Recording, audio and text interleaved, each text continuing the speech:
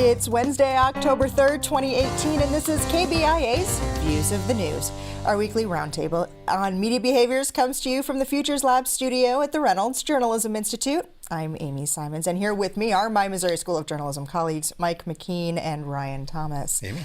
On our program this week, President Trump's 80-minute tete-a-tete with the press, at times telling, at times downright bizarre. He said he was having so much fun he could keep going all day. If it was so much fun, why not have more of these open availabilities? The state of California passes its own Net Neutrality Act, reinstating consumer protections for its residents after the federal government let Obama-era legislation lapse. The feds say that law isn't lawful, though, and has filed suit.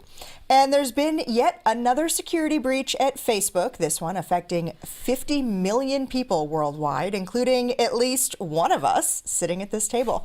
There's a lot more that hopefully we'll get to before our half hour is up today, but we're going to start with a look back and a look forward at what happened last week and what's likely to happen tomorrow and Friday in D.C. The Kavanaugh hearings, Thursday morning, some riveting testimony that very emotional in the morning, very emotional in the afternoon, in very different ways. And it was the media event that we were all predicting it was going to be. Ratings were huge, a lot of people talking about it, and the media's influence on the hearings, I think, was pretty interesting to talk about too. Maybe we'll get into some of that. Yeah, it was one of those where were you when moments. I heard a lot of people and I saw a lot of commentary comparing it to the Anita Hill testimony, for example, back in 1991. So certainly a sort of event television. One of the things I noticed, and my schedule had changed from the time we talked about this last Wednesday and how we were going to try to make it our morning, my schedule changed and I couldn't as much, and I was in a waiting room somewhere watching as much of it as I could unfold on Twitter. And one of the things that struck me was how vocally supportive of Blasey Ford that we saw journalists being in commenting on and supporting her in her testimony, and people coming back and saying, so these are supposedly independent journalists. These are people who aren't making decisions and are giving everybody the benefit of the doubt, yet look at how quickly they're coming to her support.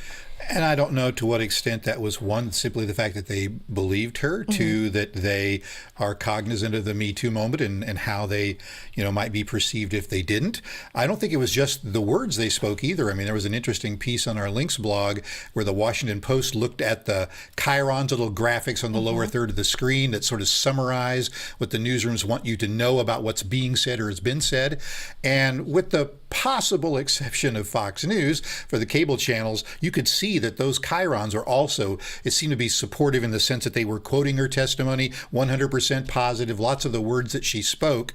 And I think that says something, too, about the way that news organizations felt like that her testimony was at the very least compelling, if not downright believable. And I think as well, there's been a lot that's been written about news organizations and journalists who essentially brought her into the open, against her wishes. She would prefer to remain anonymous. There's been stories of journalists showing up in her classroom, showing up at her house, pursuing a story. So I think there's the other side to that, which is the journalist involvement building up to, which may have informed the subsequent reaction. And I don't know whether we'll actually ever know exactly who leaked what, but I did think that when she said that the media intimidated her into coming forward, that said something about her own mindset.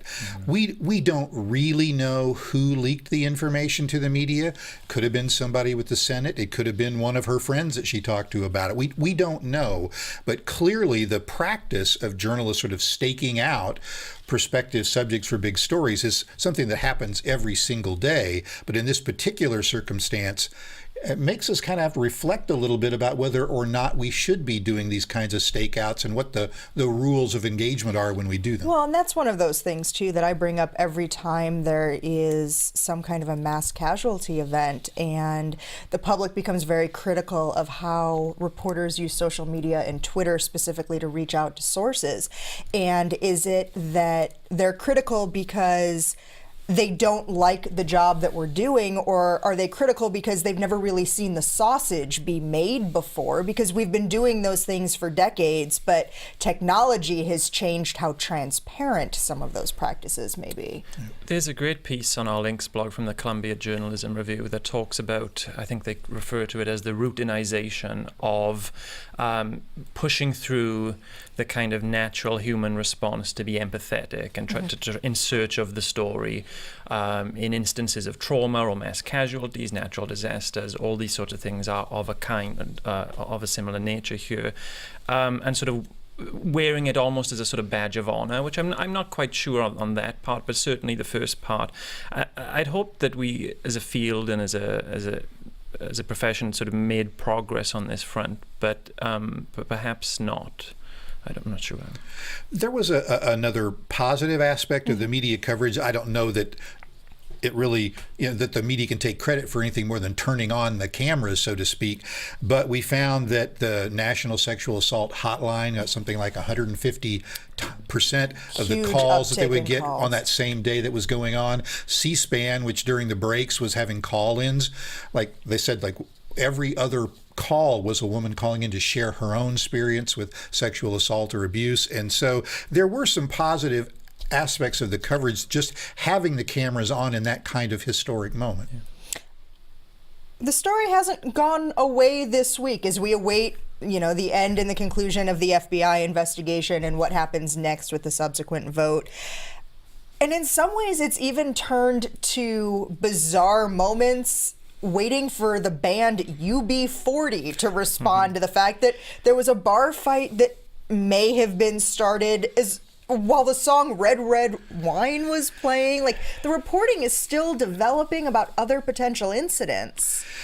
Which brings us around to, again, we say lots of times on this show that a couple of different things can be true at the same time. So we've had Republicans who were opposed to having the FBI continue the investigation because it was just another week or whatever for more drip, drip, drip. And that's exactly what is happening, although the stories don't necessarily seem to be quite as heavy as the ones that came before it. But also you have the narrative of 1 week is not enough time to really dig into the story.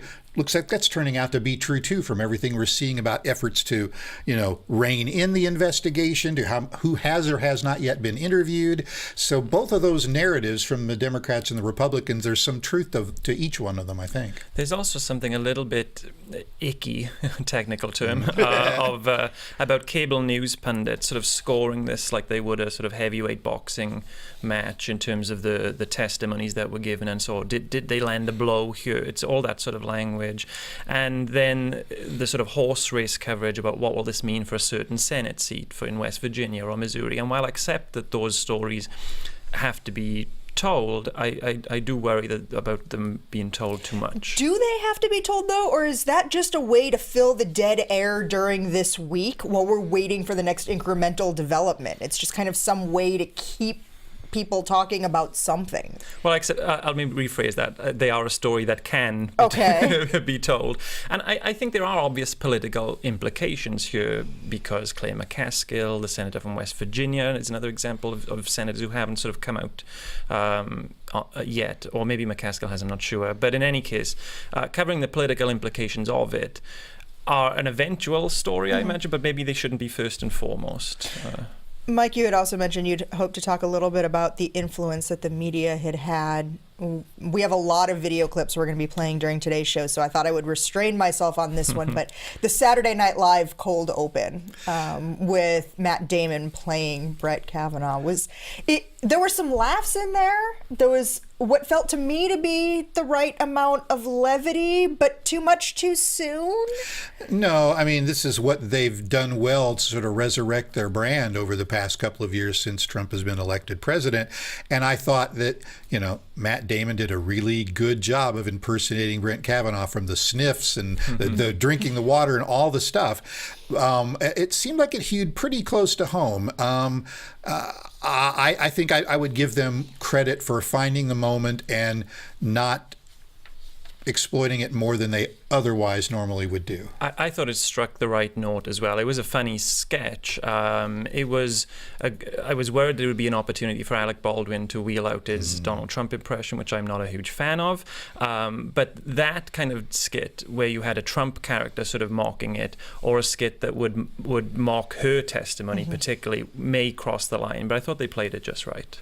You know, there was one other aspect of this whole thing that really interests me, and that's, in some senses, the divide between journalists and their audiences over whether or not Jeff Flake and Susan Collins and Lisa Murkowski should be praised or not praised for extending the deadline and holding off the vote. I mean, the media coverage, the main framing of that was, look at what a hero is, Flake standing up to his party. He and the other two senators who haven't yet announced how they're going to vote, they managed to force this 5-day or 6-day investigation by the FBI. And yet if you look at comments on like the New York Times website and some other places, the vast majority of the audience was just saying, no, they're going to vote for him anyway, or they didn't cause a long enough delay to do a real investigation. So they're not really giving them the benefit of the doubt for trying to put together some sort of compromise. Well, and, you know, Flake the hero, who's not running for re-election, who, had he been running for re-election, may have acted very differently to maintain the support of his Republican base in Arizona. He said as much in an interview this week. He said if he was running for election, he would not have done it. So, I mean, that's quite sad moment for American democracy. It's telling, yeah. Well, the president hasn't been shy about answering reporters' questions about this and other things in the past week. Going back to last Wednesday's 80-minute news conference following his address at the UN Security Council, that one had some moments that, frankly, gave Jimmy Kimmel the material for his entire monologue Wednesday night. His conclusion? That 80 minutes at the podium was successful. This press conference was successful only in that he did not physically melt or explode during it. The craziest part is I bet he thinks he nailed it. Right now, I bet he's sitting in bed eating a celebratory box of the Colonel's Extra Crispy going and wiping his hands on the sheets, you know?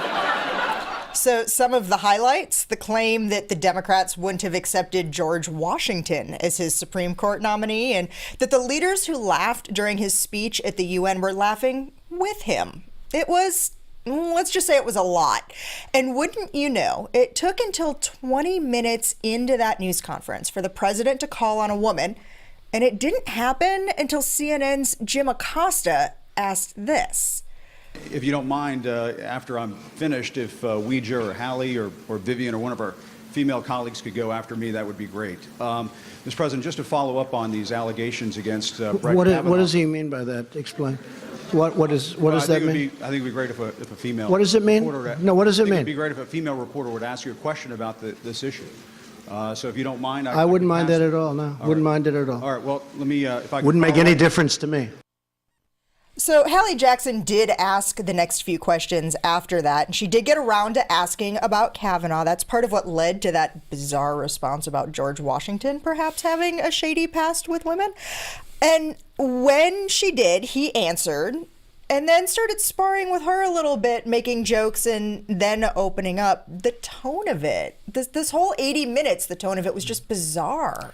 It was oddly theatrical. I think in a strange way he came across like he was enjoying it at times, because I think he got to sort of demonstrate the kind of pugilistic take on the media style that has become his stock in trade.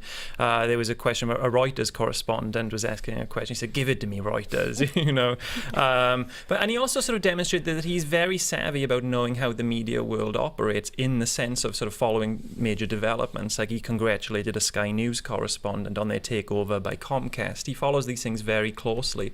So I thought it played to some of his strengths in that regard. Now, whether that's a good thing for the presidency, for American democracy, is a different question. But in terms of the theatrics, I thought it played to his strengths. Yeah, I mean, he's able to compartmentalize. I mean, you know, he can say that we're the enemies of the American people, and he hates the press, and he can turn around and he can call people out by name and spar with them, and he enjoys that. I do think that when he started interacting with some of the women journalists, including Cecilia Vega yeah, from we're going ABC to talk about that in a second, because that was in a separate, really something. Yeah, so that was in a separate event. That one actually happened this Monday. What happened is that Cecilia Vargas was about to ask a question, and It resulted in a change to the official transcript that the White House issued after Monday's event. Take a listen to this exchange and listen to what the president said after calling on ABC reporter Cecilia Vega. She's shocked that I picked her. No. She's like in a state of shock. I'm not thinking, Mr. That's President. okay. I know you're not thinking. You never do. So I have to ask you, what did you hear? Thinking or thinking? Thinking. And so the transcript comes back and says that it's thinking. You're just kind of biting your lip, Mike. Go ahead. Well, thanking wouldn't make... I mean, a lot of this doesn't make sense, right? So let's put that on the table. But thanking wouldn't make sense in the context of the sentence. I mean, if you look at the sort of flow of the dialogue, it seemed clear to me that it was thinking in the context of an insult to the reporter. That's how I interpreted it. And those kinds of insults are routine. He insults men and women from the press corps all the time, but there was an awful sharp focus on that because of the subject matter, the people were asking him questions about, and he stepped in it. Well, and that's where it keeps coming back to this, too. So the ABC reporter, Caitlin Collins, talking a minute ago about what happened with Hallie Jackson, because he also came back on her after, asking 3 or 4 questions, like, are you done yet? Some of this, it's starting to seem or feel like he's having a problem that's even bigger with women who are asking him about the Kavanaugh situation. Well, yes, there is a pattern of behavior here, which is interesting. I mean, prior to the presidency, he had a conflict with Megyn Kelly, Mika Brzezinski, and whilst it's certainly true that he is or can be hostile to journalists across the board, there is a sort of gendered element to this, and the optics of having a group of men, I think, but for one woman in that crowd, sort of laughing at his jokes while he mocked a female reporter is pretty nasty. Okay, well, so let's change gears just a little bit. I thought it was a little strange the other day. I picked up my phone and Facebook logged me out, both of the Facebook app and of the Messenger app. It was odd, but I re-entered my password and logged back on and went about with my day. It wasn't until the next morning I found out it was because I was among the 50 million people worldwide who'd been subject to the latest security breach. So just when I thought I was special, there's 50 million of us. And Ryan, you told me once you heard about that you were logged out too. I was one of the 50 million as well. And I keep my passwords on a printed sheet of paper in my house because I'm from the 19th century. And so I was also without Facebook for an entire day. So solidarity. Oh, Ryan. Okay. I don't know if I got logged out or not. Maybe it was a senior moment. I don't remember. But I think I might not have been one of the 50 million Well, so people. at first when this happened, I didn't think much of it. And it isn't until later that we find out it was because Facebook had basically enacted a patch and logged everybody out so that they could log themselves back in before they made it clear that there had been a problem. Does that strike you as... It depends on how much time passed between Okay. finding out the problem and fixing the problem. If they were able to patch it quickly, good for them. If they held it like, we've seen lots of examples of data, getting out and companies waiting forever and ever to tell their customers about it, that would be bad. The thing for Facebook, of course, is no matter whether they were doing it quickly or not, the timing couldn't have been worse for them. I mean, they're still reeling from the Cambridge Analytica scandal. They've got regulators in the EU and the US who are breathing down their neck about privacy and a lot of other and fomenting disinformation. So this is a bad time for yet another problem to crop up for them. You bring up the EU, and because of differences in internet privacy laws there, Facebook is now facing, and I want to make sure that I look at the exact numbers. I want to say there was something like 1.6 million. That there's going to be a fine of, I think it's a couple...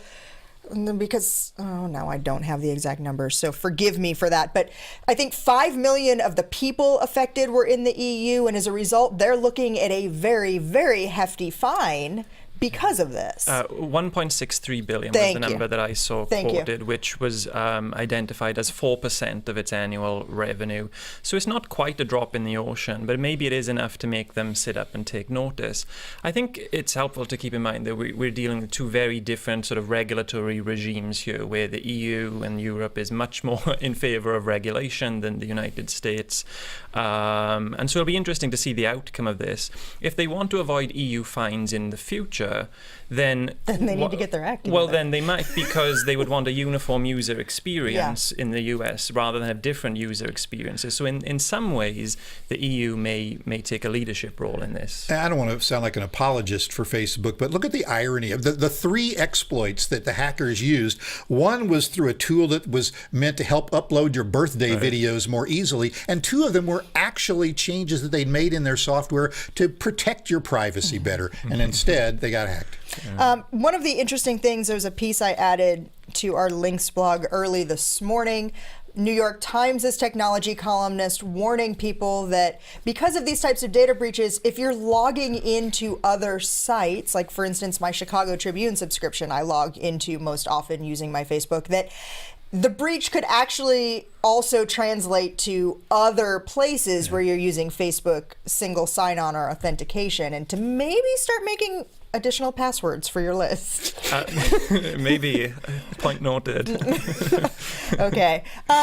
So let's turn to California, where a couple of new laws went into effect this week that have people across the country wondering if they're legal. Like there's one that says publicly traded companies based in that state must have at least one woman on the board of directors, and a net neutrality law giving consumers there the protections that the federal government restricted, allowing internet service providers to throttle speeds, to limit the exposure of tech companies like Etsy, smaller ones, in favor of the internet service providers like Verizon, like Comcast.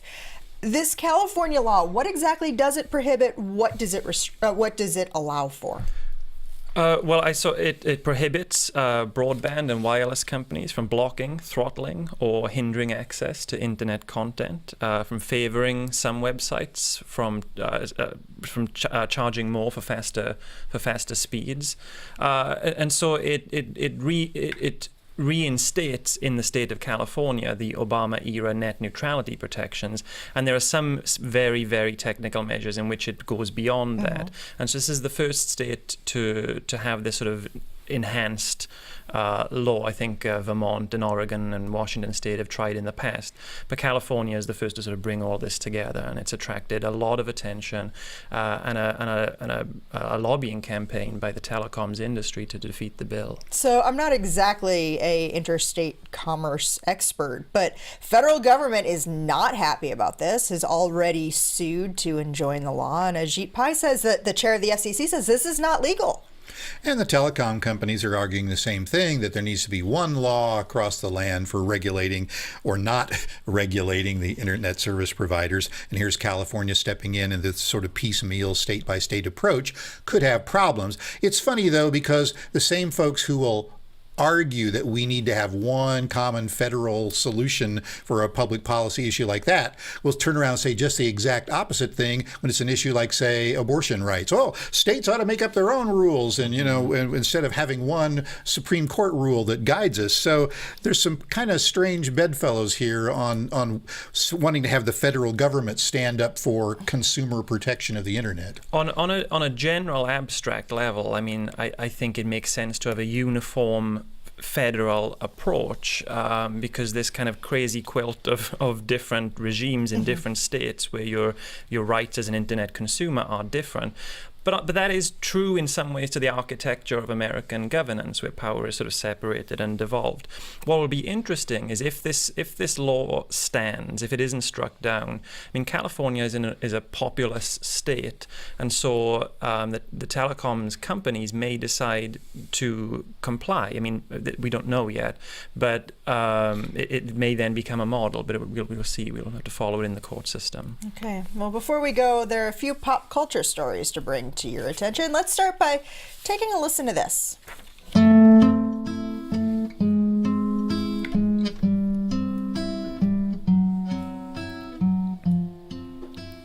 So that's the opening of Taurus by the band Spirit. Maybe you thought it sounded a bit like the opening riff of Led Zeppelin's Stairway to Heaven.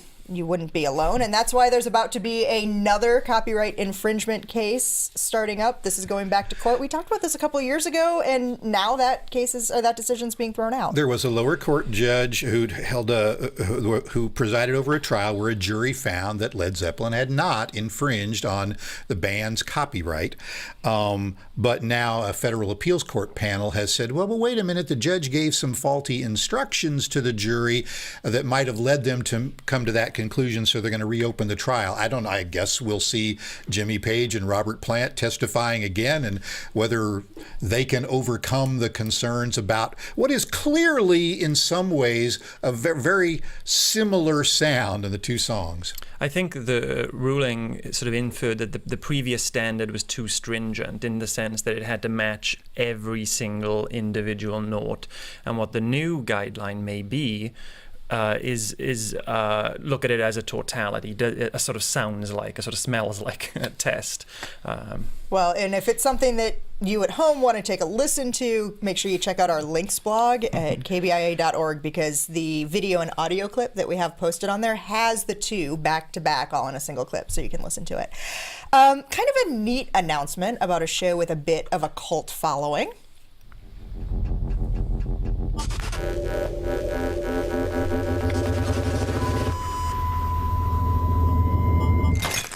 So Black Mirror is kind of like a 21st century Twilight Zone, though each episode centers on the impact technology has on our lives. The title, Black Mirror, refers to the screens we rely on so heavily, phones, watches, laptops.